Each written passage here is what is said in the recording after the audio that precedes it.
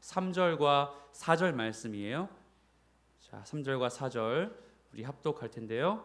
큰 목소리로 함께 말씀을 읽겠습니다. 시작. 너희에게나 다른 사람에게나 판단받는 것이 내게는 매우 작은 일이라. 나도 나를 판단하지 아니하노니 내가 자책할 아무것도 깨닫지 못하나 이로 말미암아 의롭다함을 얻지 못하노라. 다만 나를 심판하실 이는 주시니라. 아멘. 이 시간 그리스도 안에서 나는 누구인가 라는 제목으로 시강교회를 개척하셔서 지금 심무하시고, 시강교회는 우리 교회랑 10분 거리에 있어요. 아주 가까운 거리에 있고, 지금 말씀 사역으로 또 한국교회를 위해서 열심히 또 사역하시는 이정규 목사님을 모실 텐데요. 여러분 아시겠지만 제가 작년 7월 달에 목사님을 섭외했어요. 1년 전에 목사님 꼭 오셨으면 좋겠다고 말씀을 드리고 인천 우리 수양관에서 수련을 하기로 예정되어 있었는데, 우리가 계획한 모든 일들이 다 흐트러지고, 심지어 목사님은 주일에 외부 사역을 되도록 안 하시려고 하는데 제가 1년 전에 간곡하게 부탁을 해서 이렇게 오시게 되었어요. 목사님 5시 20분에 본교회에서 또 예배가 있습니다. 그래서 여러분 좀 너무 귀중한 시간이어서 집중해서 하나님의 말씀을 들으시길 축복합니다. 목사님 나오실 때 환영의 박수 부탁드리겠습니다.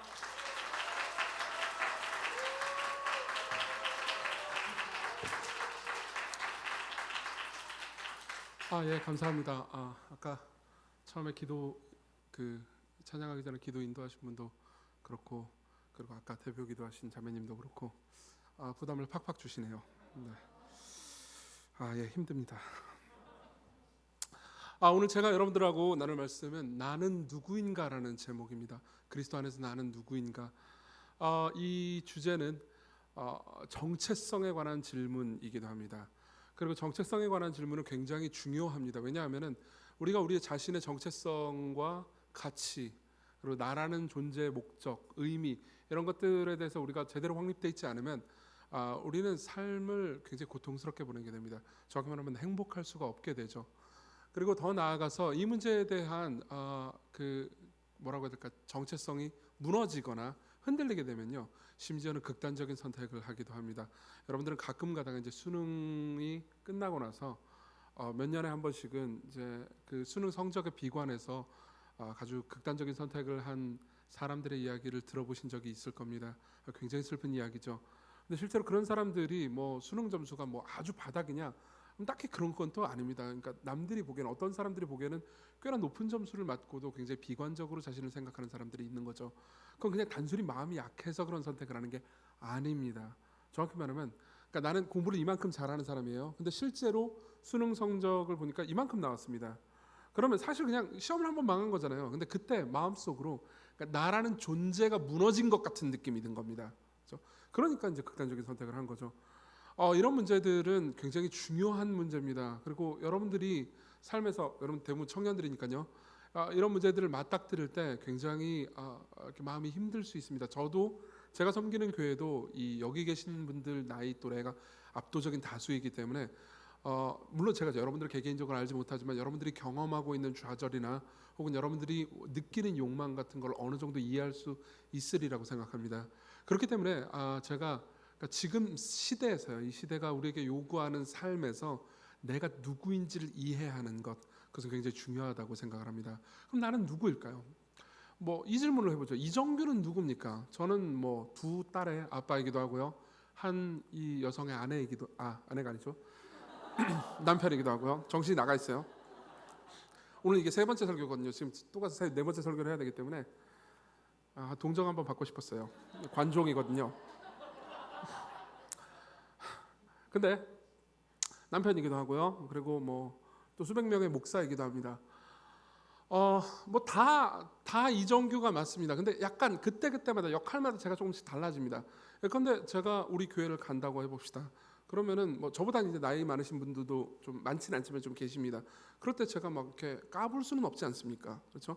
그래서 뭐 성도님 오셨습니까? 이렇게 얘기하겠죠. 근데 제가 집에서도 그러진 않을 거 아니에요. 두 딸이랑 뭐 이렇게 까불면서 뭐 엄청 놉니다. 그러면은 누가 납니까? 어느 쪽이 진짜 납니까? 이런 것들은 결정하기가 쉽지 않습니다. 사실 제가 이 문제에 대해서 처음으로 이 정체성이 나는 누구인가라는 질문에 대해서 정체성을 고민해 본 계기는 제가 예비군 훈련을 갔을 때였습니다. 두 번째, 제 기억에는 아마 두 번째 예비군 훈련이었을 거예요. 군대 다녀오신 분들은 아시겠지만은 이제 예비군 훈련을 갔다 오면은 좀 약간 좀 사람이 이상해집니다. 여러분들이 저를 볼 때 그렇게 예, 감사합니다. 이상한 사람처럼 보이진 않잖아요. 그렇죠? 예, 뭐 이렇게 무슨 뭐 길거리 지나가면서 막 침을 막 뱉는다든가 혹은 뭐 주머니에 손 넣고 이렇게 껄렁거리면서 걷는다 그러지 않아요. 그냥 저는 평범한 사람입니다. 평범한 아저씨예요. 근데 그냥 그 예비군 훈련을 받으니까 이상하게 그 군복만 입으니까 주머니 손을 자연스럽게 넣게 되고요. 침을 막 뱉기 시작하는 거예요. 그래가지고 뭔가 이상하다. 그리고 이제 자매님들은 모르실 수 있겠지만은 이제 군대 가면은 거기 기간병들이 있습니다. 그러니까 저보다는 군대 후배죠. 근데 제가 저보다 나이 어리다고 모르는 사람한테 막 반말하고 그런 사람 아니에요. 근데 가자마자 뭐 이렇게 막 반말을 하고 그렇게 되더라고요. 그리고 막 총 같은 거 준단 말이에요. 뭐 이렇게 사격 연습하라고 총 주면 총을 어떻게 하면 메고 다녀야 되잖아요, 당연히. 근데 뭐 보면 제가 뭐 가방 같은 거 끌고 다닐 것 같지 않잖아요. 총을 막 질질 끌고 다녀요. 그래가지고 이제 기관병들이 저 이제 선배님들이라고 부르거든요. 선배님 총 좀 똑바로 해주십시오. 그러면 총한테 이야기해라. 막 이런단 말이에요. 그러니까 진짜 쓸데없는 이상한 일인 거죠. 그럼 생각해 보십시오. 이건 이정규가 맞습니까? 이건 나입니까? 이건 되게 어려운 문제입니다. 왜냐하면은 이때 나와 되게 뭐 성도님 이럴 때 내가 그러니까 누가 진짜 나인가? 물론 보통 우리는 좀 약간 비관적으로 생각하는 것이 옳다고 생각합니다. 뭐 이런 거죠. 그러니까 아무도 없을 때 너 혼자 죄 지을 때가 진짜 너고 사람들 앞에 있을 때 뭔가 이렇게 뭐 이렇게 딱 샤방하게 보이는 건 진짜 네가 아니야. 이런 식으로 생각하기가 쉽습니다. 하지만 생각해 보십시오. 여러분들이 그러니까 소위 사람들한테 예의 바르게 굴을 때 내가 아니라고 말할 수 있습니까? 그건 그렇게 간단한 문제가 아닙니다. 그러면 정체성은 뭘까요? 이 모든 것 가운데 연속성을 띠고 있는 어떤 공통적인 부분일 겁니다. 그렇죠? 근데 이 문제에 대해서 사람들은 과거에 그리고 현대에 조금씩 다르게 답합니다. 먼저 과거의 세계관부터 시작해 보죠. 과거의 세계관에서는 나는 누구인가라는 질문에 대해서 이렇게 답했습니다. 나는 나의 의무다.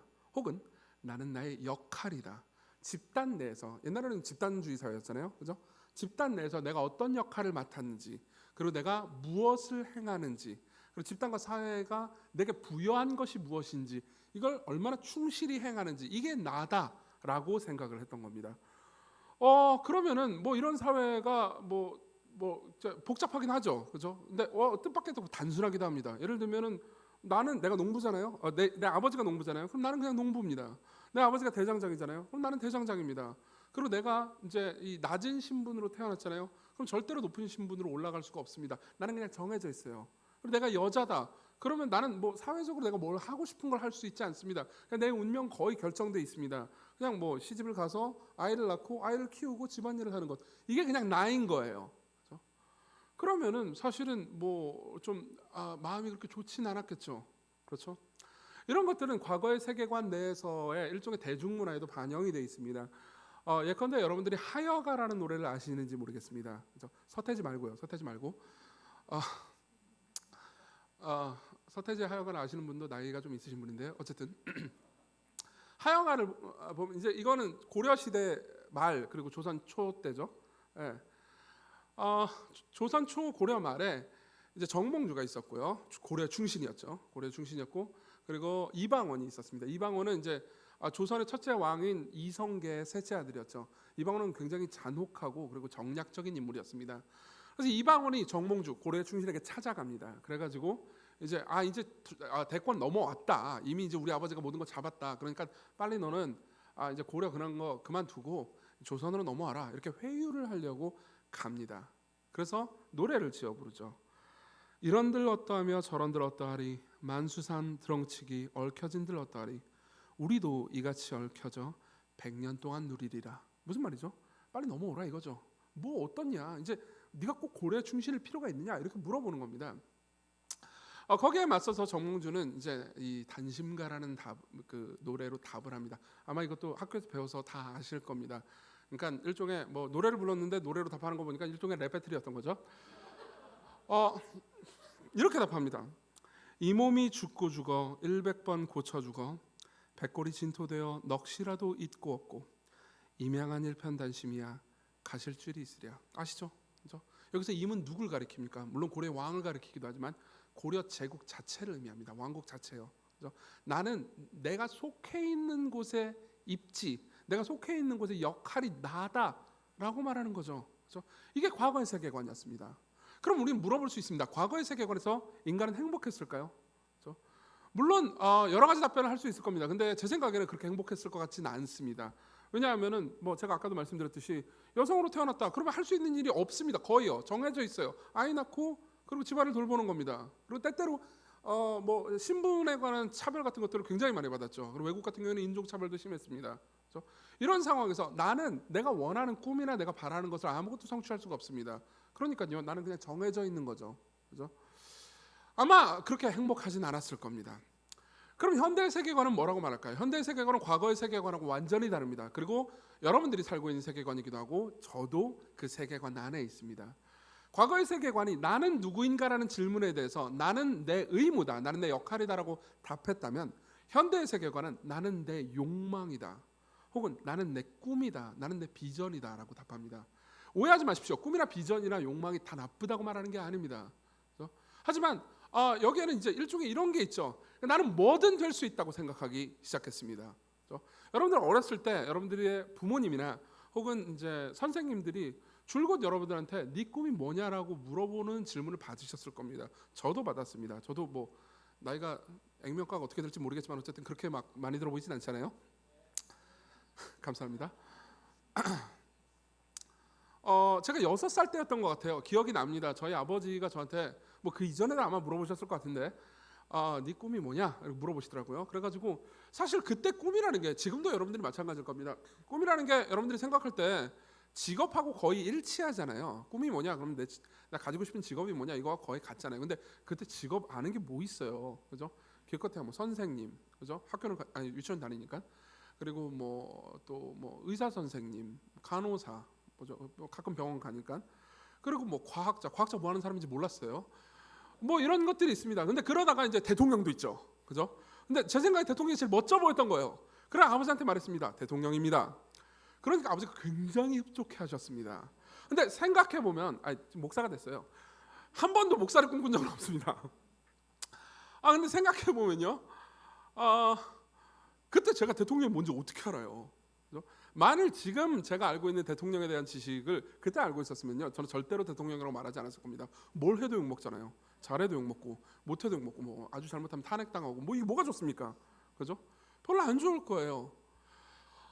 근데 어쨌든 간에 어렸을 때부터 여러분들도 그렇고 저도 그렇습니다. 그러니까 항상 꿈이 뭔지 물어보면 대답을 해야 되겠죠. 그죠? 그건 뭘 의미합니까? 너는 네가 욕망하는 게 있어야 한다는 거죠.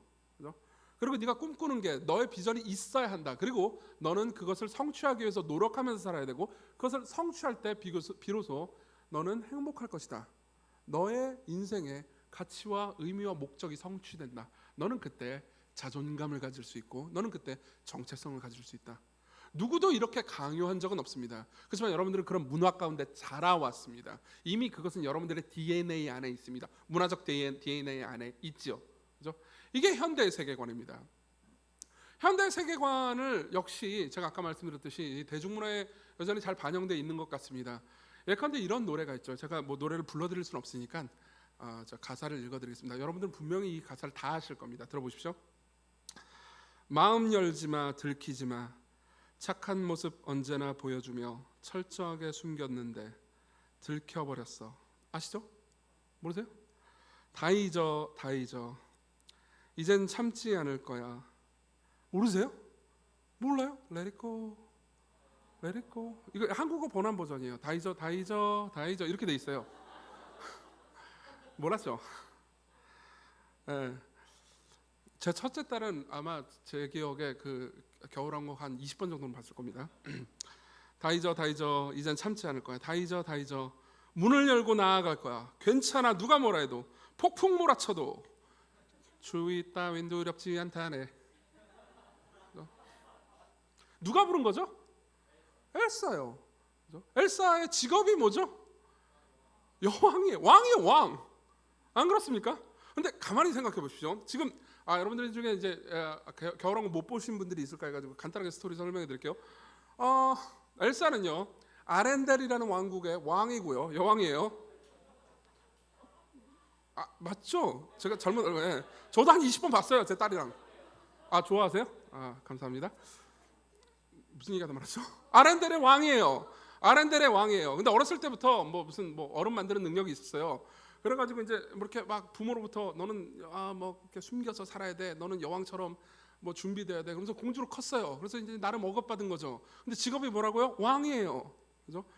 다시 말하면 금수저도 아니에요. 그냥 다이아몬드 수저라고요. 근데 여왕이 돼가지고 이제 다스리다 보니까 몇몇 계기들이 있어가지고 생각해보니까 자기가 어렸을 때부터 억압받고 살았어요. 내가 원하는 걸 하지 못했어. 내 꿈을 이루지 못했어. 내 비전 같은 것들을 생각할 여지가 없었어요. 근데 여왕인데 화가 나서 도망가 버립니다. 그러고 나라를 다 올려버리죠.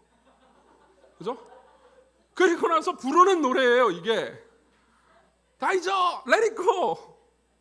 중2병이잖아요. 안 그래요? 물론 여기 혹시 중2가 계시면 죄송합니다만 여러분들 비하하려는 의도는 아닙니다.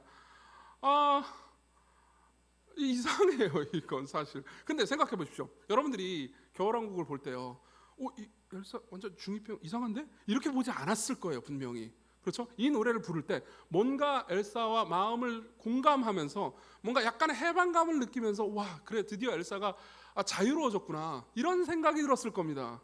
그렇죠? 근데 조금만 한 발만 더 뒤에 떨어져서 생각해 보십시오. 엘사와 감정이 빠지 말고요. 이거 되게 이상한 일입니다. 그렇죠? 책임이고 뭐고 없어요. 그냥 나라를 얼려버리고 나간다니까요. 그리고 동생이 찾아오니까 동생 마음 파괴도 막 이렇게 하여튼 되게 이상한 이야기예요. 근데 우리는 물론 그건 굉장히 잘 된 영화입니다. 제가 보기에도 굉장히 스토리나 여러 가지 편집이 굉장히 좋습니다. 근데요 한 발짝만 뒤로 물러나면 이상한 이야기죠. 그렇죠? 왜 그러냐면요, 그냥 내 꿈이 전부다라는 세계관 안에 있습니다. 우리는 그걸 너무 자연스럽게 받아들입니다. 그렇죠? 이게 꼭 나쁘다는 것도 아니고 이게 꼭 좋다고 말하는 것도 아닙니다. 그렇죠? 무슨 말이냐면 이게 그냥 우리의 피 안에 있다는 거예요. 이런 세계관이요. 우리는 꿈꿀 자유가 있다. 우리는 반드시 꿈꿔야 하고 그 꿈을 성취해야 된다. 그리고 그때 우리는 행복해질 것이다. 우리의 삶은 우리의 욕망이다. 내 인생은 나의 것이다. 과거의 세계관이 내 인생이 남의 것이라고 생각했다면 현대의 세계관은 내 인생은 나의 것이라고 생각하죠. 사실 그러한 의미에서요. 그러한 의미에서 나는 누구인가라는 질문에 대한 진정한 답을 이해하기 위해서는 나는 누구인가라는 질문을 좀 바꿔볼 필요가 있습니다. 나는 누구인가라는 질문은요, 정확히 말해주자면 나는 누구의 것인가라는 질문과 같습니다. 과거의 세계관은 나는 내 집단의 것이다라고 말했어요. 근데 현대의 세계관은 나는 나의 것이라고 말하죠. 여기 나이가 좀 있으신 분들은 거의 없으신 것 같지만 조금이라도 제가 아까 한두 번이라도 뵀는데 아마도 여기 계신 분들 중에서 나이가 좀 있으신 분들은 이 노래를 아실 겁니다. 내 인생은 나의 것, 내 인생은 나의 것. 모르시죠? 모르는 게 당연한 거예요. 여기서 고개 끄덕이면 되게 이상해집니다. 83년도에 민혜경 씨가 부른 노래죠. 과거의 세계관에서 현대의 세계관들이 이양하는 그 한국 사회에서요, 시점이 아마 그때 혹은 그 이전이 아니었을까, 제 생각에는 그렇게 생각을 합니다. 저는 저희 어머님을 굉장히 존경합니다. 왜냐하면 저희 어머님은 과거의 세계관에서 현대의 세계관으로 이제 이 옮겨져는 가는 과정 가운데서 굉장히 용감한 분이셨거든요. 저희 어머님의 고향은 전북 진안군 마령면 평지리 사곡마을입니다. 왜 이렇게 자세히 얘기하냐면 진짜 시골이었어요. 그때 당시 저 전기도 안 나오는 곳이었죠. 어머님은 이제 국민학교를 마치시고요. 지금은 초등학교죠. 이제 중학교를 가고 싶었습니다. 공부도 꽤나 잘하셨던 것 같아요. 근데 이제 외 조부모님께서 이제 그걸 허락하지 않았습니다. 너는 여자니까 여자가 무슨 공부냐. 그러니까 그냥 집에서 일이나 해라. 그래 나중에 시집 가가지고 애 낳고 살아라. 이렇게 얘기하는 거예요. 저희 어머님은 그게 싫으셨습니다. 그래서 어떻게 했냐면 집에서 도망쳐 나오셨어요. 그래서 나는 공부를 해야겠다. 그래서 그 시골에서 서울로 올라오셨어요. 그래서 지금 저희 교회가 이제 구로디지털 단지에 있는데 거기로 오신 거예요. 구로 공단 쪽으로. 그래서 이제 거기서 미식일 이런 것들을 방직 공장에서 일을 하시면서 중학교 1학년짜리가요. 이제 낮에는 일을 하고 밤에는 공부를 하신 겁니다. 그래서 학교를 마치셨어요. 굉장히 용감한 분이었죠. 지금도 굉장히 존경하는 분입니다. 이걸 통해서 우리는 이 과거에서 현대로 이제 옮겨간다라는 것을 알 수 있었고요. 실제로 이제 그게 여러분들한테는 일종의 상식이 되었습니다. 그럼 제가 물어보죠. 현대의 세계관에 살고 있는 사람은 과거의 세계관에 살고 있는 사람보다 더 행복합니까? 질문을 바꿔볼까요? 여러분들은 더 행복합니까? 여러분들은 더 낫습니까? 물론 여러분들이 과거의 세계관을 살아본 적이 없기 때문에 비교하기 어려울 수는 있습니다. 그렇지만 여러분들이 그렇다고 해서 더 행복하지는 않을 겁니다. 왠지 말씀드릴게요. 현대의 세계관은 내 인생은 나의 것이라고 주장합니다. 그렇지만 현대의 세계관은요, 궁극적으로는 내가 욕망하는 것의 것이 됩니다. 내가요. 나는 내가 욕망하는 것의 것이 됩니다. 무슨 말인지 말씀드릴게요. 여러분들의 정체성과 가치관과 의미를 나의 존재 목적을요 직업에 두잖아요. 그럼 여러분들이 직업 사회에 들어가서요, 그렇죠? 내가 뭔가 성취했다. 그러면은 마음이 높아질 겁니다. 그렇지만 실패하면 어떻게 되죠? 땅바닥으로 추락하겠죠. 여러분들은 교만하거나 아니면 비굴해질 겁니다. 그렇죠? 생각해 보세요. 내 인생은 나는 누구인가라는 질문에 대해서 그 답이 나는 나의 꿈이다요. 그러면 한번 생각해 보십시오. 여러분들이 밤에 잠잘 때 꿈을 꿉니다. 근데 꿈을 꾸는 내용이 내가 원하는 대로 이루어지지 않거나 혹은 비극적인 일이 일어나는 꿈을 꿨어요. 근데 우리는 그 꿈을 뭐라고 부르죠? 악몽이라고 부릅니다. 만일 우리의 인생의 가치가 우리의 꿈에 있잖아요. 근데 우리가 그 꿈을 성취하지 못하잖아요. 그럼 우리의 인생이 악몽이 되는 겁니다. 우리의 모든 목적과 가치와 정체성이요, 내가 얼마나 공부를 잘하는지 그렇지 않는지에 있다고 합시다. 여기 학생들도 계시죠? 그렇죠? 여러분들이 괜찮은 성적을 만든다면 여러분들은 마음이 높아질 겁니다. 때로는 교만해지겠죠. 여러분들이 성적이 추락한다면 여러분들보다 훨씬 더 뛰어나고 똑똑한 사람들 사이에서 그만한 사람으로 추락해 간다면 여러분들의 마음은 비굴해질 겁니다. 그렇죠? 사실상 내가 학업을 소유하는 게 아니고 학업이 나를 소유해 버릴 겁니다. 그렇죠? 여러분들 중에 어떤 분들은요, 이렇게 외모에 자신의 정체성과 가치 그리고 목적을 두는 분들도 분명히 계실 겁니다. 가끔가다 제가 보기에는 거의 대부분인 것 같은데 거울을 보면서 감동을 받는 부류죠. 그렇죠? 거울을 보면서 막 은혜 받고 저 같은 경우는 거울 보면 깜짝 놀라고 막 도망가고 그러거든요. 이게 누구야 그러면서 지금 굉장히 부담스러워. 지금 저기 제가 보이거든요. 되게 그만합시다. 근데요, 생각해 보십시오. 여러분들이 굉장히 자랑스러울 수 있습니다. 외모를 꾸미고 그리고 외모로서 상대방으로부터 인정받는 것이 굉장히 좋을 수도 있습니다. 그렇지만 여러분들은 늙을 겁니다. 맞죠? 늙을 거예요. 여러분들은 여러분들의 외모를 잃어버릴 겁니다. 여러분들의 아름다움을 잃어버릴 거예요. 원래 제가 2번 설교를 하기로 했는데 한 번 더는 이 외모에 관해서 설교하기로 했습니다. 이건 알아서 좋은 책들 많이 보십시오. 근데 그다음 넘어갑시다. 여러분들이 대다수는 또 이런 것들도 있습니다. 다른 사람으로부터 인정받는 것, 그렇죠? 여러분들이 다른 사람으로부터 인정받기를 원할 때, 물론 여러분들이 인정받을 때 마음이 행복해지고 좋을 겁니다. 그렇죠? 그래서 인정받지 못할 때는요, 여러분들이 인정받고 싶어하는 대상한테 카톡을 보냈습니다. 근데 일이 계속 안 없어져요. 그럼 여러분들의 마음은 어떻게 되죠? 괴로워집니다. 조바심이 납니다. 내가 관계를 소유하는 게 아닙니다. 관계가 나를 소유했어요. 내 핸드폰이 나를 소유하고 있습니다. 내가 여기 노예가 돼가지고 매달리고 있어요. 더 힘들 때가 언제죠? 일이 없어졌는데 답이 없죠. 어떤 마음이 듭니까? 내 인생이 나의 것이 되지 않습니다. 그렇죠? 과거의 세계관은요, 아예 대놓고 이 세계관을 옹호했습니다. 다른 사람으로부터 네가 좋게 평가받지 않으면 너는 쓰레기야, 아무것도 아니야, 이렇게 말했어요. 그렇죠? 그렇지만 요즘은 그렇지 않죠. 남들이 뭐라고 너를 평가하든 간에 네가 생각할 때 네가 괜찮으면 너는 그냥 그 자체로 소중한 존재고 너는 그 자체로 가치 있는 존재야, 이렇게 말해줍니다. 그러면 이게 우리를 행복하게 해주나요? 물론 그 말을 들을 때 약간의 힐링이 되는 건 사실입니다. 그렇지만 궁극적으로 여러분들을 행복하게 해주지 못합니다. 예컨대 여러분들이 래퍼가 되기를 원한다고 해봅시다. 그래서 내가 힙합을 할 거야, 나는 좋은 래퍼가 될 거야. 그래서 쇼미더머니에 나갔습니다. 쇼미더머니 아시죠? 그렇죠? 저만 아는 거 아니죠? 저만 또 여러분 거룩한 척을 하고 그러면 안 돼요. 자 보세요. 쇼미더머니를 나갔습니다. 나갔는데 어떤 일이 있었냐면은 이제 아시겠지만 이제 커다란 경기장 같은 데서 이제 사람들 많이 모여가지고 막 랩을 하잖아요. 그러면 이제 심사위원인가 그런 사람들이 이제 듣고 평가하고 심사하고 막 그러잖아요. 그래서 예컨대 도끼 같은 사람이 와가지고 내가 막 랩을 했어요. 근데 도끼가 듣고 나서 예, 그러면서 지나가 버렸어요. 그럼 여러분들 그런 상황에서 도끼가 나를 뭐라고 평가하든 내가 생각할 때 내 랩은 정말 최고야. 나는 짱이야. 나는 짱이라는 말은 옛날 말인데 어쨌든 난 정말 훌륭한 사람이야. 난 정말 훌륭한 힙합퍼야. 라고 생각하면서 자기를 위로할 수 있습니까? 그렇게 안 될걸요. 물론 여러분들의 친구가 여러분들을 그렇게 위로해 줄 수는 있을 겁니다. 그렇지만요, 생각해보면 그건 물론 잠깐 예의상 좋다고는 말해줄 수 있겠죠. 하지만 오히려 그런 위로가 우리를 비참하게 만드는 경우도 다반사입니다. 왜죠?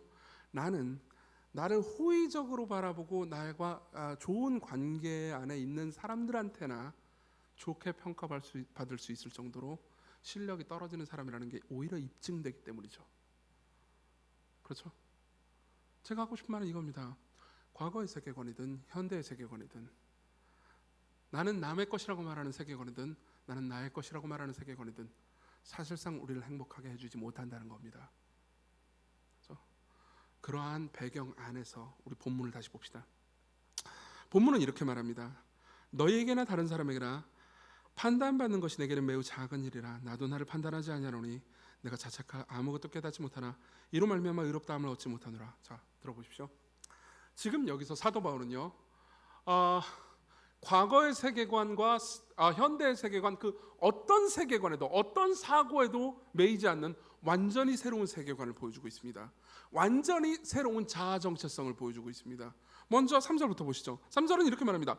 너희에게나 다른 사람에게나 판단받는 것이 내게는 매우 작은 일이라. 이 말을 이해하기 위해서는 고린도전서 배경을 조금 이해해야 됩니다. 고린도 교회는요, 바울이 2차 전도 여행 때 바울이 직접 가서 개척을 해서 세운 교회입니다. 그리고 아주 오랜 기간 동안 거기 있는 사람들을 헌신적으로 섬기면서 자신의 모든 것들을 목숨까지도 내어줄 정도로 사랑하면서 세웠던 교회죠. 그리고 나서 바울은 고린도 교회를 세워놓고 다른 곳으로 선교를 하러 갑니다. 근데 그 와중에 일이 일어납니다. 고린도 교회는 굉장히 큰 항구 도시고 꽤나 컸던 교회였던 것 같습니다. 그래서 이제 예루살렘이나 이런 곳에서 많은 아주 훌륭하고 탁월한 설교자들이 그곳을 방문했죠. 베드로도 거기를 방문했고요. 그리고 아볼로도 방문했습니다. 근데 거기서 분열이 일어납니다. 어떤 사람들은 베드로의 설교를 굉장히 좋아했습니다. 어떤 사람들은 아볼로의 설교를 좋아했고요. 어떤 사람들은요, 개척자인 바울을 사랑했죠. 근데 이 세 그룹 가운데 싸움이 일어난 겁니다. 베드로가 최고다, 아볼로가 최고다, 아니다 바울이다. 이 모든 것들은 아볼로든 베드로든 바울이든 아무도 원하지 않은 결과였습니다. 그렇지만 그들이 교만했고요. 그리고 자기를 드높이기 위해서 자기의 선생님을 드높이기 시작했죠. 그것만 한 게 아니고 다른 선생님들을 비난하기 시작했습니다. 베드로와 아볼로파는요, 바울을 비난했죠. 바울이 진짜 사도가 맞냐? 바울이 진짜 하나님께로부터 부르심받은 사람이 맞느냐? 바울이 하는 모든 일들이 좀 이상하지 않냐? 바울이 진짜 하나님께로부터 부르심받은 게 사실이라면 바울이 왜 이렇게 고난을 많이 당하냐? 이런 것들을 빌미로 삼아서 바울을 공격했습니다. 근데 생각해 보십시오. 내가 개척한 교회예요. 내가 섬겼던 교회입니다. 저도 제가 교회를 개척해가지고 섬겨서 뭐 다 할 수는 없지만 이런 마음을 조금이라도 할 수 있을 것 같습니다. 내가 목숨을 걸고 헌신적으로 내 젊은 나날들을 보내면서 섬기고 사랑했던 교회가, 거기 있는 사람들이, 내가 사랑했던 그 사람들이 나를 비난하기 시작해요. 그럼 어떻게 되죠? 우리 마음이 땅바닥으로 처박힐 겁니다. 근데 사도 바울은 완전히 다르게 말합니다. 뭐라고 말하죠? 너희에게나 다른 사람에게나, 고린도 교회 사람들이요, 판단받는 것이 내게는 매우 작은 일이라. 무슨 말입니까? 아무 일도 아니라고 말하지는 않습니다. 왜냐하면 슬픈 일이니까요, 고통스러운 일이니까요.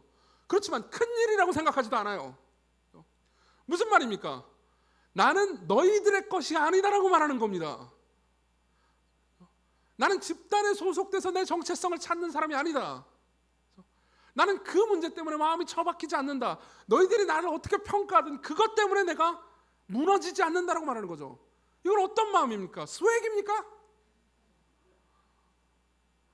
그렇게 볼 수도 있겠습니다. 근데 그러면요, 보통 스웩이라면요 이렇게 말할 겁니다. 스웩 뭔지 아시죠? 네. 이렇게 말할 겁니다. 고린도 교인들, 니들이 나를 어떻게 평가하든 난 상관없어. 내가 짱이야, 내가 최고야, 내가 생각할 때 나는 괜찮은 사람이야, 이렇게 말하겠죠. 근데 그 다음에 사도 바울은요 이렇게 말합니다. 들어보십시오. 3절 후반부입니다. 3절 처음부터 다시 읽어드릴게요. 너에게나 다른 사람에게나 판단받는 것이 내게는 매우 작은 일이라. 그 다음 뭐라고 말하죠? 나도 나를 판단하지 아니하노니. 잠깐만요, 이건 왠지 현대 세계관도 아닌 것 같습니다. 계속 읽어드릴게요. 4절. 내가 자책할 아무것도 깨닫지 못하나 이로 말미암아 의롭다함을 얻지 못하노라. 무슨 말입니까? 이렇게 얘기하는 겁니다. 너희들이 나를 아무리 비난한다 하더라도, 물론 그건 나한테 너무 슬픈 일이다, 하지만 그건 큰 일은 아니다. 나는 거기에 좌우되지 않는다. 거기에 내 정체성이 흔들리지 않는다. 그런데 심지어 나도 나를 판단하지 않는다. 내가 생각해봤다. 내가 생각해봤는데 내가 자책할 것을 있나 한번 생각해봤다. 내가 너희들한테 잘못한 것이 있는지, 고린도 교회에서 내가 어떤 실수나 악을 행한 것이 있는지 생각해봤어요. 근데 내가 자책할 아무것도 찾지를 못했습니다. 내가 무언가 고린도 교회 사람들한테 잘못한 건 없는 것 같아요. 그럼 보통 우리는 여기서 멈춥니다. 그래, 내가 잘못한 게 없어. 쟤들이 나쁜 놈이야. 쟤들이 문제 있는 사람들이야. 그러니까 난 괜찮아. 근데 사도 바울은 그렇게 말하지도 않습니다.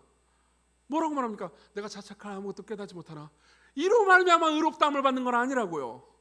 다시 말하면 나는 내가 생각할 때 내가 어떤 존재인지를 평가하는 것에 내 가치와 정체성과 의미와 목적을 두지 않는다는 겁니다. 나는 남들의 평가에도 정체성을 두지 않고 심지어 내 평가에도 정체성을 두지 않습니다. 그리고 그래서 마지막에 사도 바울은 뭐라고 말하죠? 다만 나를 심판하실 이는 주시니라. 여기에는요 완전히 새로운 세계관이 들어있습니다. 과거나 현재 그 어느 누구도 가지고 있지 않았던 세계관이죠. 참된 그리스도인들만이 가질 수 있는 유일한 세계관입니다. 과거의 세계관은 집단의 인정을 받지 못하면 살아남을 수 없었습니다. 현대의 세계관에서는 내가 최고라고 말하죠.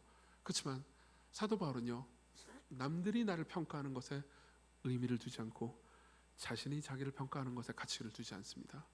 내가 그리스도께 속했다는 것, 내가 그리스도께 속했다는 것이 나의 정체성과 가치와 의미죠.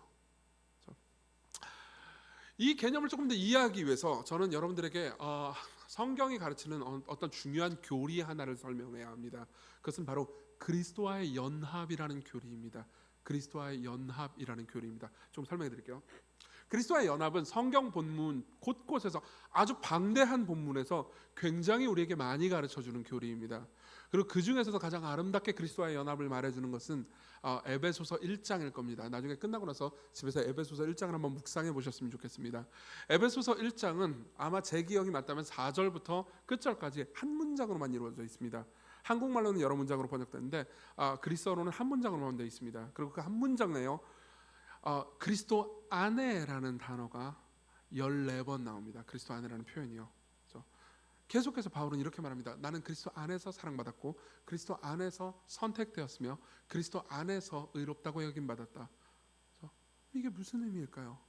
성경은 이 추상적으로 보이는 어려운 교리를 우리에게 쉽게 이해시켜주기 위해서 두 가지 예를 듭니다. 둘 다 성경이 드는 예예요. 물론 이거 말고도 더 많은 예가 있습니다. 그렇지만 여러분들이 이해하기 쉽게 하도록 두 가지 예만 들어드리겠습니다. 첫 번째는 옷 비유입니다. 옷 비유입니다. 제가 읽어드릴게요. 갈라디아서 3장 26절입니다. 들어보십시오. 너희가 다 믿음으로 말미암아 그리스도 예수 안에서 하나님의 아들이 되었으니 누구든지 그리스도와 합하기 위하여 세례를 받는 사람들은 그리스도로 옷 입었느니라. 그리스도로 옷 입었느니라. 예수 그리스도가 우리의 옷이래요. 무슨 의미일까요? 예를 한번 들어보면서 설명해 드리겠습니다. 사실 성경의 예입니다. 저를 한번 봐주십시오. 제가 어떻게 보입니까? 제가 더러워 보입니까? 깨끗해 보입니까? 감사합니다.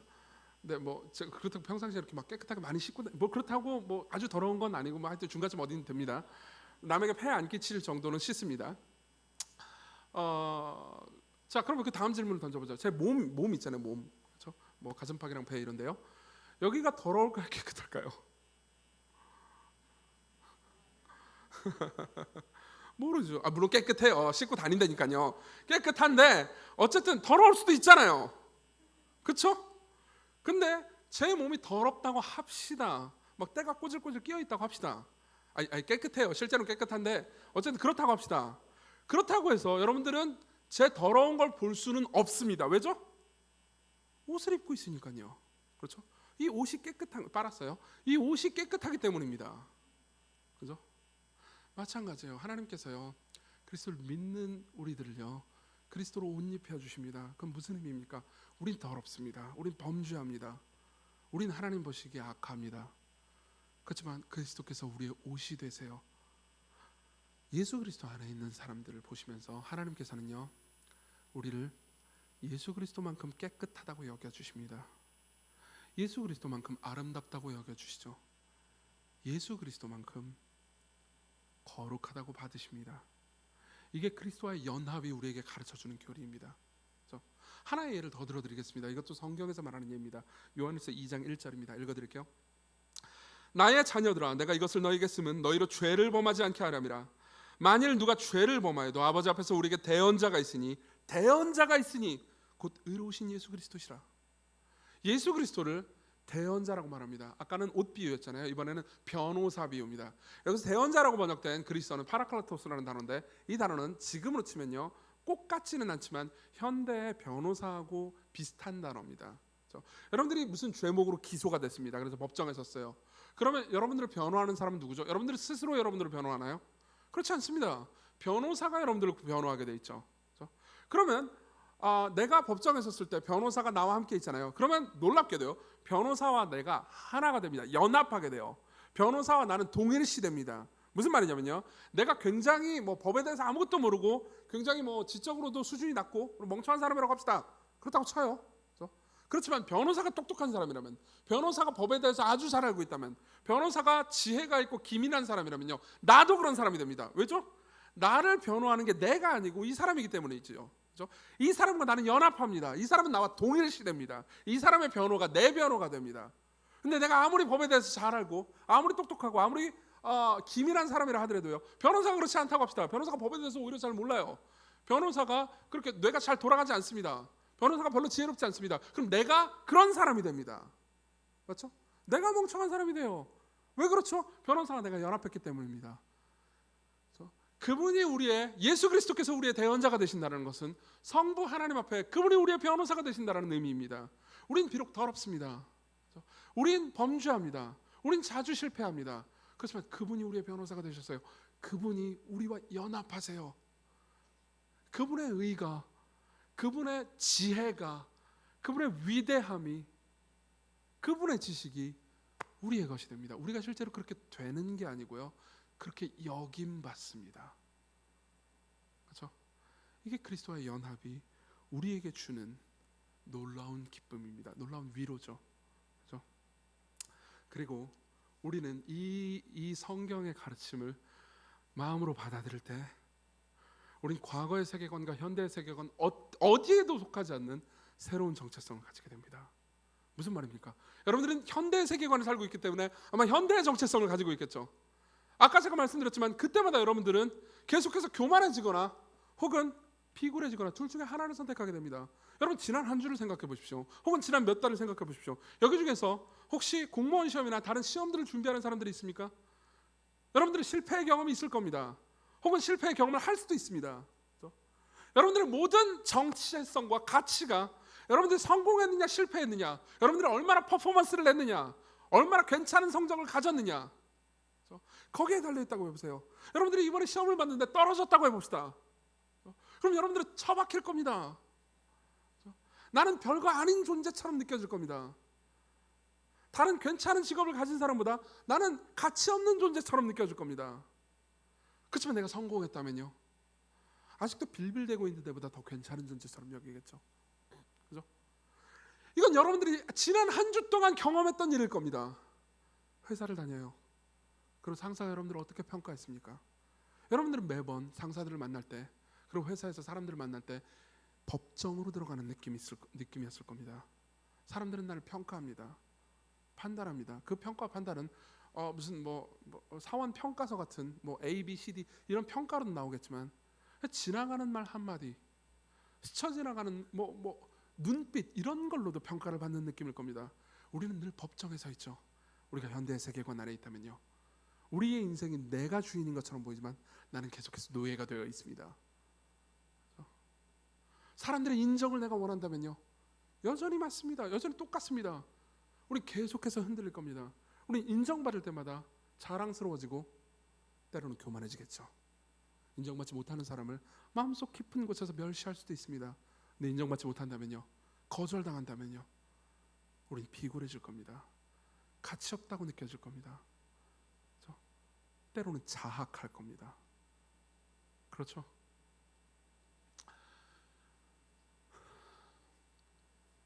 그렇지만 성경은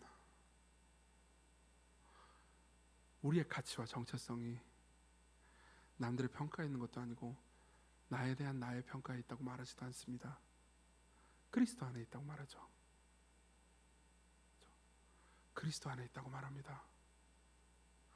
그분이 나를 대신하셔서 하나님의 재판을 받으셨습니다. 그리고 그분의 의로 덧입혀 주셔서 나를 의롭다고 여겨주시죠. 그분의 아름다움을 내 것으로 여겨주십니다. 그리스도 안에서 하나님께서는, 여러분, 이것은 그냥 추상적인 교리가 아니고 분명한 사실입니다. 여러분들이 그리스도 안에 있다면요, 여러분들이 그리스도를 믿고 있다면요, 여러분들 스스로를 어떻게 생각하든지 간에 하나님께서는 그리스도 안에서 여러분들을 가장 아름답게 여기십니다. 하나님께서는 그리스도 안에서 여러분들을 의롭다고, 가치 있는 존재라고, 얼만큼 가치 있냐면요, 하나님께서 예수 그리스도를 가치 있다고 여기시는 만큼이나 가치 있다고 여기십니다. 그분이 여러분들을 높이십니다. 여러분, 이것은 교회에서 말하는 그냥 교리가 아닙니다. 여러분들을 잠깐 위로해 주기 위해서 하는 팝 사이콜로지 같은 것도 아닙니다. 그리스도 안에 있는 모든 사람에게 이것은 분명한 현실입니다. 그리고 여러분들이 이 그리스도 안에서 새로운 정체성을 찾는다면요, 여러분들의 생각과 마음이 서서히 달라지기 시작할 겁니다. 여러분들이 무언가 성취했다고 합시다. 내가 공무원 시험을 봤는데 합격했습니다. 내가 어떤 시험을 봤는데 괜찮은 성적을 얻었습니다. 내가 사람들로부터 인정받았습니다. 교회에서도 인정받기 시작해요. 원래는 내 마음이 높아지고 교만해졌습니다. 근데 우리가 그리스도 안에서 정체성을 찾기 시작하잖아요. 그러면 여러분들은 오히려 겸손해집니다. 이렇게 생각하게 될 거예요. 맞아, 나는 합격했는데 저 사람은 합격하지 못했지. 그럼 내가 더 잘난 사람이라서 그런 걸까? 아니야, 자격 없는 나에게 하나님께서 은혜를 주셨기 때문이야. 그렇기 때문에 내가 이것을 가졌다면 이것은 다른 사람들, 나보다 무언가 받지 못한 사람들을 섬기라고 부르신 하나님의 소명임에 분명해. 여러분들은 이렇게 생각할 겁니다. 우린 이미 다 알고 있습니다. 그렇죠? 여러분들만큼 살았다면, 20 몇 살을 살았다면요, 최소한 20살만 살았어도, 그렇죠? 재능이라는 게 존재한다는 걸 이미 알고 있습니다. 맞죠? 타고난 재능이라는 게 존재합니다. 그것은 여러분들의 노력으로 이루어진 게 아닙니다. 여러분들 외모도 여러분들의 노력으로 성취한 게 아닙니다. 부여받았죠. 우리는 자주 그것으로 자신의 정체성을 삼습니다. 그럼 어떻게 되죠? 늙을 때 여러분들은 무너지게 되겠죠. 실패할 때 무너지게 될 겁니다. 그렇지만 그리스도 안에서 여러분들이 정체성을 찾는다면 그 모든 것들을 선물로 여기게 될 겁니다. 그 모든 것들로 인해서 감사하게 될 거예요. 그 모든 것들로 인해서 사람들을 섬기고 싶을 겁니다. 여러분들이 무언가 성취했을 때, 무언가 가졌을 때 사람들은 여러분들을 통해서 교만을 보는 게 아니고 겸손한 사람을 봅니다. 내가 실패하면요, 내가 실패한다고 해서 하나님께서 그리스도 안에서 나를 보는 시선이 바뀌지 않습니다. 나는 여전히 예수 그리스도만큼 가치 있는 존재니까요. 그렇다면 내가 실패한다고 해서 마음이 무너지지 않습니다. 비굴해지지 않아요. 오히려 담대해지죠. 하나님은 나를 향한 거대하고 선한 계획을 가지고 계시고 그 계획의 일부 안에는 내가 고통당하는 것도 들어있어. 이렇게 생각할 수 있습니다. 하나님께서는 그 고통을 사용하셔서 나를 점점 더 거룩하게, 나를 더 점점 괜찮은 존재로 바꾸어 가실 거야. 그리고 예수 그리스도께서는 고통을 당하신 분으로서 내 고통을 이해하고 아시는 분이시기 때문에 그분이 나를 위로해 주실 수 있어. 여러분, 예수 그리스도와 다른 종교의 신들의 가장 결정적인 차이 중에 하나가 뭔지 아십니까? 다른 모든 종교의 신들도 여러분들이 고통당하는 걸 이해하고 위로할 수 있다고 말해줄 수 있습니다. 그렇지만 예수 그리스도는 완전히 다르십니다. 그분은요, 단순히 전지하시기 때문에, 모든 것을 아시기 때문에 여러분들의 고통을 아시는 정도가 아닙니다. 그분은 고통을 당하셨습니다. 이 땅에 사람으로 오셔서 굶주림을 겪으셨습니다. 이 땅에 사람으로 오셔서 실패를 겪으셨고요, 몫으로 삶을 사시면서 직업 세계에서 겪는 성취와 고통을 그대로 겪으셨습니다. 그분은 억울한 일을 당하셨고요, 그분은 고통스러운 일을 당하셨습니다.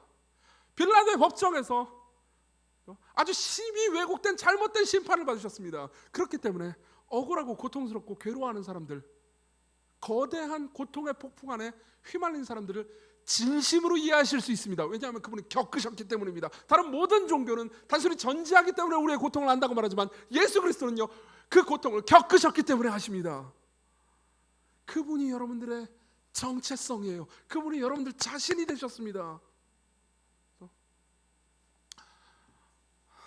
이 이야기를 조금 더 이해하기 위해서 그리스도께서 우리를 위해서 하신 일에 대해서 말씀드리겠습니다. 그리고 두 가지 적용만 하고 끝낼게요. 첫 번째, 그리스도께서 하신 일을 말씀드리고요, 그다음 적용 2개를 하겠습니다. 그리스도께서 하신 일을 말씀드리죠. 여러분들은 마태복음 3장에 보면요. 마태복음 3장 한번 찾아볼까요?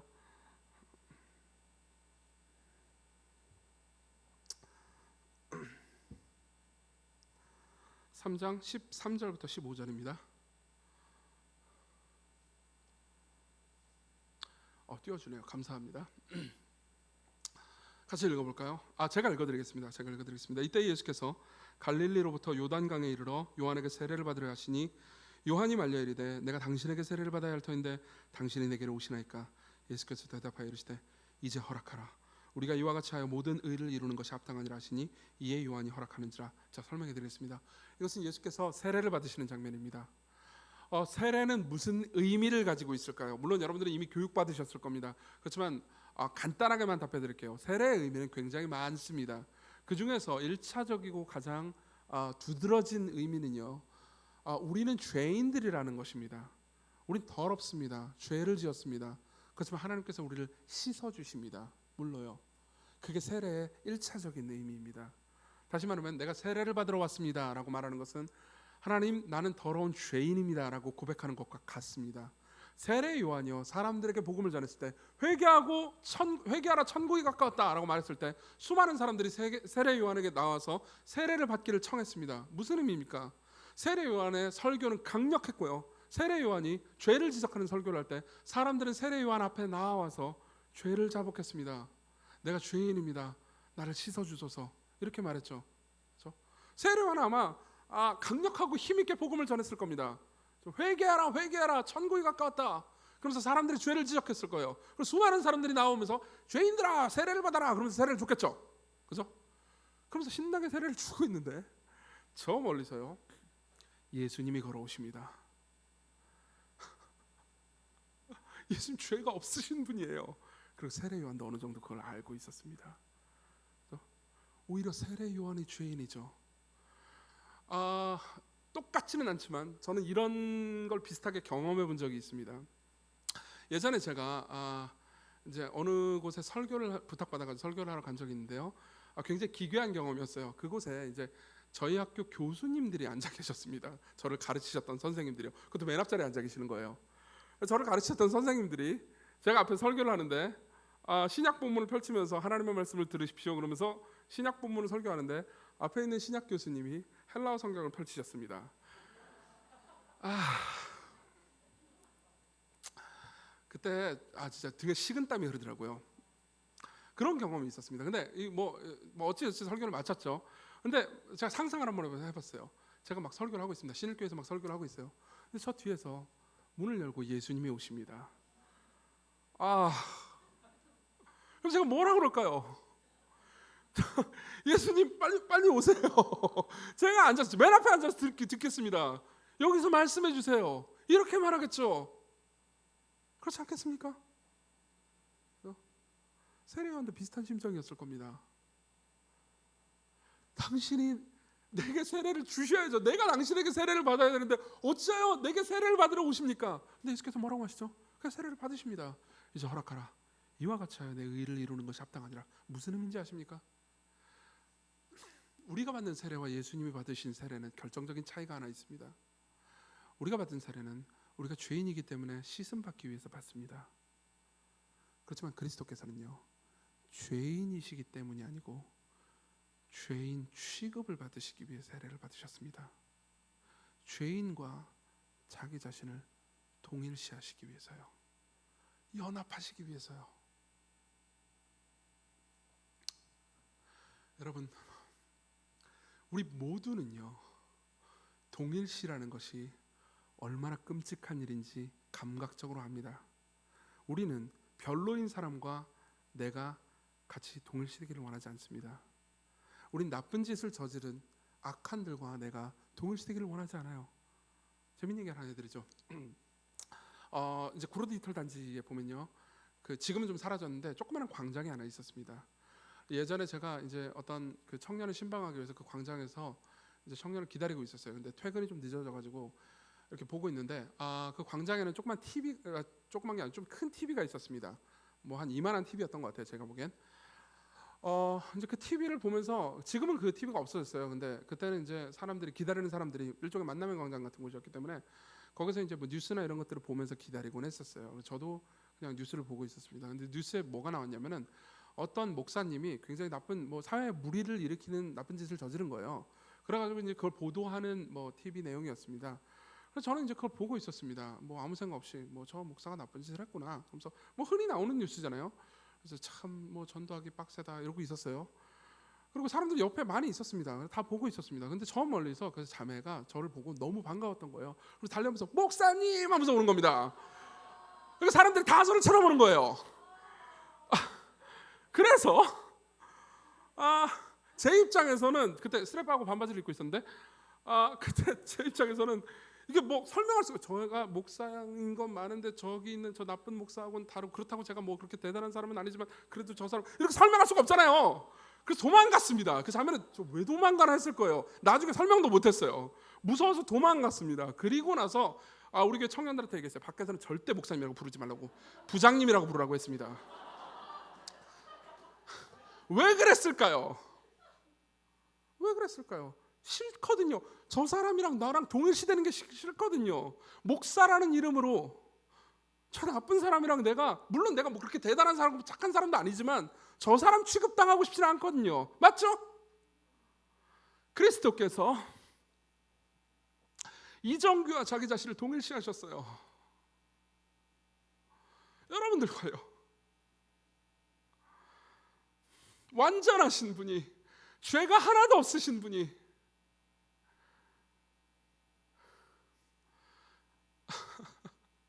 가장 아름다운 분께서 가장 추한 우리와 자기 자신을 동일시하셨습니다. 우리가 그분을 옷으로 삼기 위해 우리가 그분과 연합하기 위해 그분이 먼저 우리와 연합하셨어요. 그분의 아름다움을, 그분의 의로우심을, 그분의 탁월하고 거룩하심을 우리의 것으로 해주시기 위해서 그분이 먼저 낮아지셨습니다. 저는 그런 잘못된 목사들 비판하거나 하지 말라고 얘기하는 게 아닙니다. 오히려 예수 그리스도께서 우리를 위해서 무슨 일을 하셨는지 생각해 보라는 말을 하고 싶습니다. 아까도 말씀드렸잖아요. 우리 모두는 동일시하는 걸 싫어합니다. 그렇죠? 우리 중에서 뭐 어떤 별로 그렇게 성격이나 뭐 사람들의 평판이 안 좋은 사람이 있어요. 청년 중에. 그래서 여러분들한테 물어봅니다. 야, 쟤 신일교회 다닌다며? 야, 근데 너도 신일교회 다니잖아. 옮기려고 그랬어. 여러분들이 그리스도 안에서 여러분들의 정체성을 삼는다면 세상을 바라보는 눈이, 사람들을 바라보는 눈이, 나를 바라보는 눈이 새로워질 겁니다. 그분이 여러분들을 위해서 낮아지셨습니다. 그분이 여러분들을 위해서 자신의 전 존재를 아니 심지어 자신의 명예를 주셨습니다. 두 가지 적용을 하고 끝내겠습니다. 첫 번째 적용입니다. 여러분들이 그리스도 안에서 여러분들의 정체성을 삼을 때 여러분들은 진정으로 기능하게 될 겁니다. 진정으로 여러분들이 기능하게 될 겁니다. 무슨 말인지 설명해 드리겠습니다. 어려운 말이죠. 자, 설명해 드리겠습니다. 예를 한번 들어보죠. 자, 얘는 아이폰입니다. 그렇죠?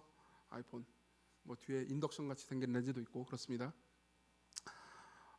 얘의 정체성이 뭐죠? 얘는 정체가 뭐죠? 얘는 뭐 전화기도 되고 문자도 보낼 수 있고 뭐 여러 가지 어플리케이션을 깔 수 있는 소형 컴퓨터입니다. 그죠? 근데 이걸요, 문명이 없는 사람들, 뭐 예를 들면 부시맨 같은 사람이 이걸 가졌다고 합시다. 그럼 어떻게 되죠? 이용할 수 없습니다. 이걸 전혀 사용할 수가 없어요.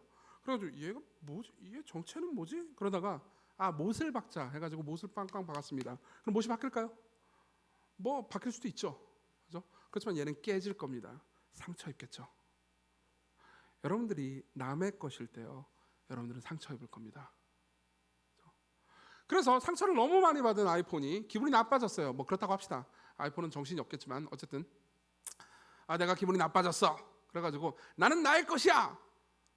나는 나의 것이야 라고 말했습니다. 그럼 이 아이폰은 어떻게 되죠? 그냥 가만히 있죠. 아무것도 하지 못합니다. 무의미해지겠죠. 무의미해지겠죠.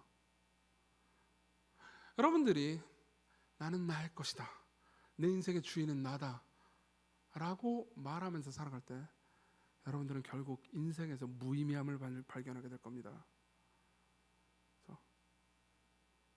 지금 20대라서 혹은 30대 초중반이라서 혹은 40대 초반이라서 그걸 모를 수도 있습니다. 그렇지만 여러분들이 더 나이를 먹는다면 여러분들의 모든 노력이, 여러분들의 삶이 무의미하다는 걸 느낄 때가 올 겁니다. 자, 그러다가 이 아이폰을 스티브 잡스가 가졌다고 합시다. 그렇죠? 얘를 만든 사람이요.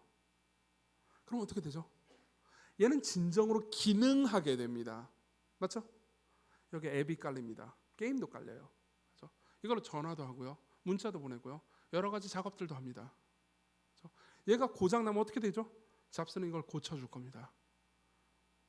마찬가지예요.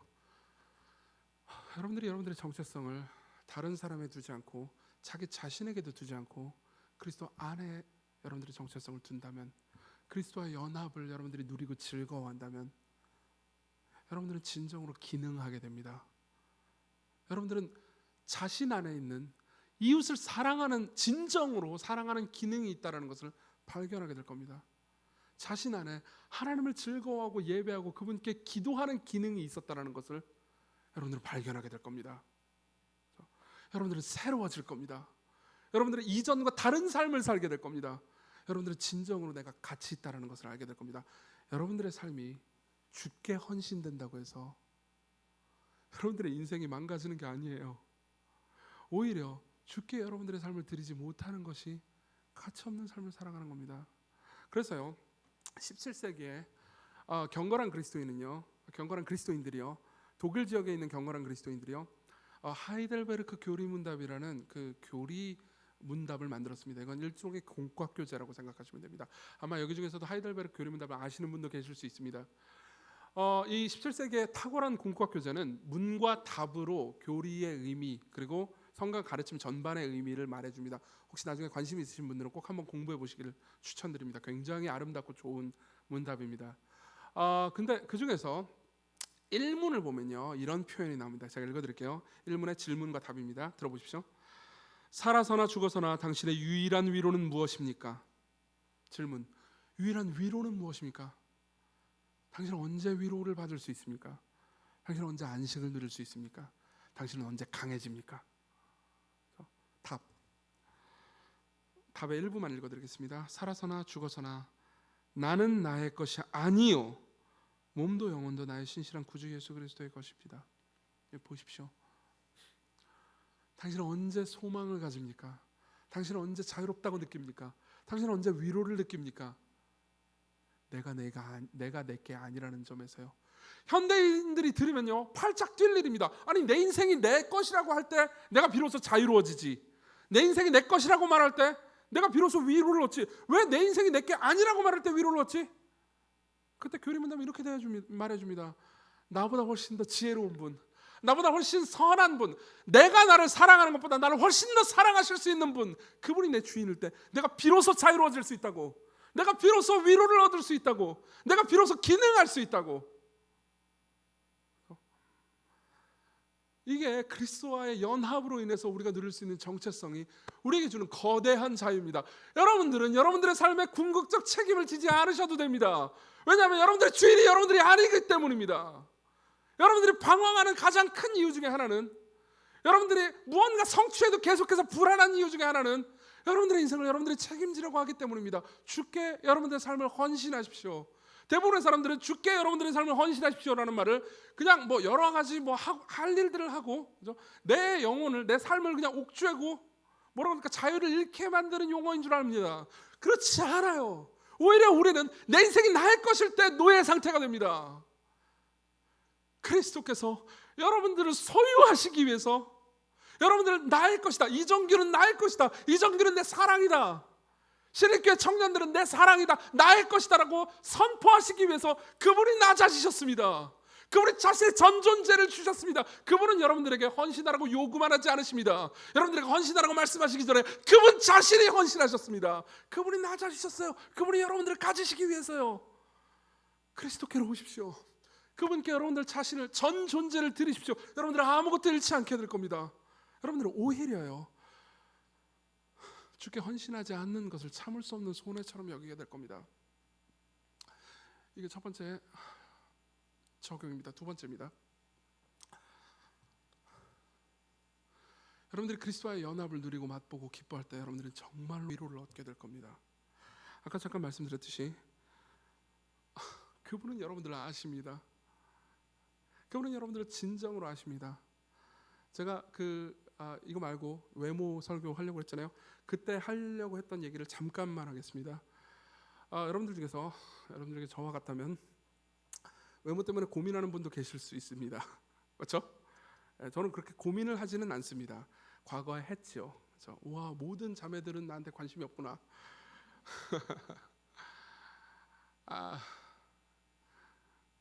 성경에 보면 이런 말씀이 있습니다. 그는, 예수님은요, 이사야 53장 2절입니다. 주 앞에서 자라나기를 연한 순 같고 마른 땅에서 나온 뿌리 같아서, 그 다음 잘 들어보십시오. 고운 모양도 없고 풍채도 없은즉 우리가 보기에 흠모할 만한 아름다운 것이 없도다. 가장 아름다운 분이 이 땅에 오실 때 흠모할 만한 것이 없는 모습으로 오셨어요. 그분은 여러분들을 아십니다. 여기 중에서 고통을 당한 분이 계십니까? 혹시 가족을 잃어본 분이 계십니까? 그분은 여러분들을 아십니다. 왜냐하면 십자가에서 성자 하나님은 아버지의 사랑을 잃어보신 적이 있습니다. 십자가 사건 때 성부 하나님은요, 자신의 영원한 아들이 죽는 것을 보신 적이 있습니다. 그분은 여러분들이, 가족을 잃은 여러분들이 겪는 고통을 단순히 전지하시기 때문에 하시는 것이 아니고 경험하셨기 때문에 하십니다. 그분께로 오십시오.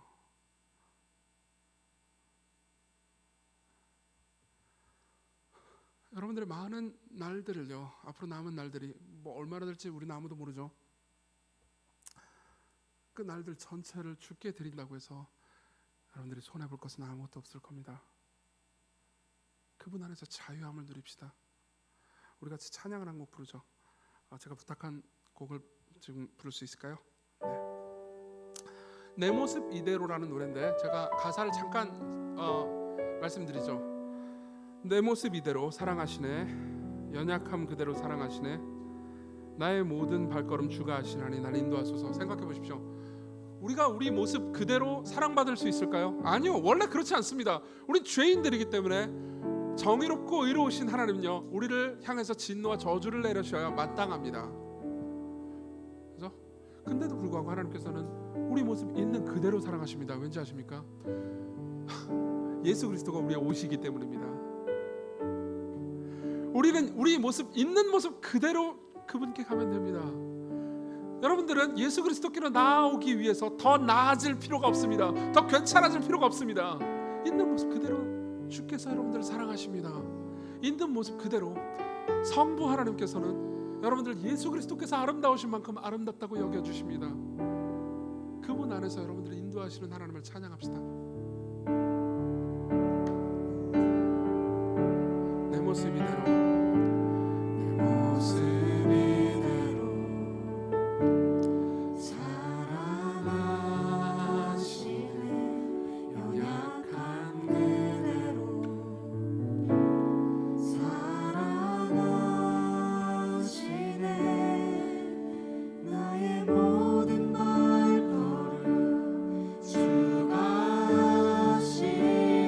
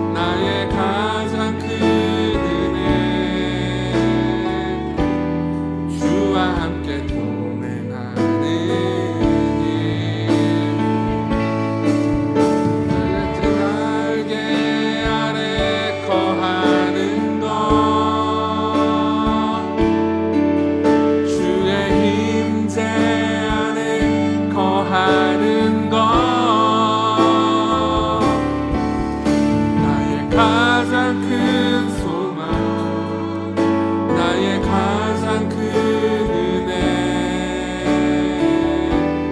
주와 함께 동행하는 처음부터 다시 한번 부릅시다. 내 모습 이대로 내 모습 이대로